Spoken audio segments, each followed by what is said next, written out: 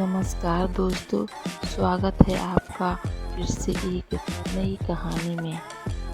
एक सुंदर स्त्री ने पाब्लो पिकासो मशहूर चित्रकार से कहा, कुछ दिनों पूर्व मैंने आपका अपना ही बनाया हुआ चित्र देखा। वह बहुत सुंदर था।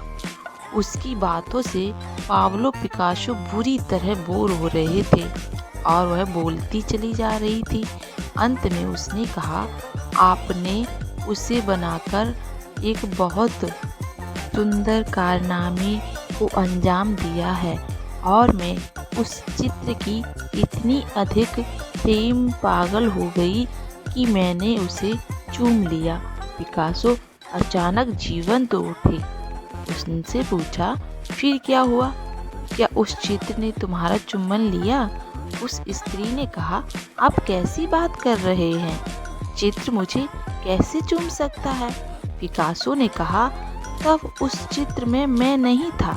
उड़ता हुआ पक्षी जीवंत है, पेड़ की डाल पर लगा फूल जीवंत है, उठा हुआ मेरा हाथ उड़ते पक्षी के समान जीवंत है। तुम उस मुद्रा का फोटो खींच सकते हो, लेकिन उसमें तुम किसी सारभूत तत्व के अभाव का अनुभव करोगे। वह मेरे हाथ की केवल बाहरी रूपरेखा होगी, उसमें तुम आत्मा नहीं खोज पाओगे। ठीक ऐसा ही सत्य के साथ होता है। सत्य जीवंत होता है, वह शाश्वत है। जिस क्षण तुम उसे शब्दों की सीमाओं में बांधते हो, तुम्हारे पास उसके फोटोग्राफ रह जाते हैं। इसलिए कोई फकीर या सद्गुरु आपको सत्य सिखा नहीं सकता, वह केवल तुम्हें दिखा सकता है। तुम जा सकते हो और स्वयं पक्षी को आकाश में उड़ता हुआ देख सकते हो। वह सत्य के बारे में कोई सूचना नहीं दे सकता, वह केवल तुम्हें उन विधियों के बारे में बता सकता है जो तुम्हारे हृदय को निर्मल कर सके, तुम्हारे अंदर के कौलाहट को वश में ला सके। क्योंकि सत्य तो चारों ओर मौजूद है, केवल चित्र के शांत होने की ज़रूरत है। सद्गुरु तुम्हें सिखा नहीं सकता, पर वह तुम्हें प्रेरित कर सकता है।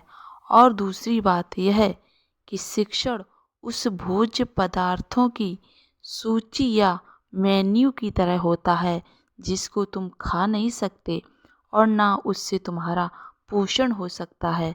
शिक्षण फोटोग्राफ की भांति होता है, तुम उससे प्रेम नहीं कर सकते और ना वह तुमसे प्रेम कर सकता है। एक फकीर, एक सद्गुरु तुम्हें सलाह दे सकता है, पर वह तुम्हें सिखा नहीं सकता। इसमें क्या अंतर है? सलाह हमेशा निजी होती है, वह कभी भी सामान्य नहीं होती। सलाह व्यक्ति से व्यक्ति और हृदय से हृदय को दी जाती है। सलाह हमेशा व्यवहार और अभ्यास में लाने योग्य होती है, कभी भी सैद्धांतिक नहीं होती। सलाह या परामर्श हमेशा प्रायोगिक होता है, वह कभी तत्व ज्ञान से संबंधित नहीं होता। परामर्श भोजन की भांति होता है और शिक्षण भोज्य पदार्थों की सूची जैसा।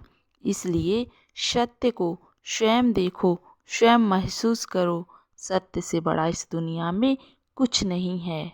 दोस्तों, मशहूर चित्रकार पाब्लो पिकासो पर आधारित यह ओशो की कहानी आपको कैसी लगी?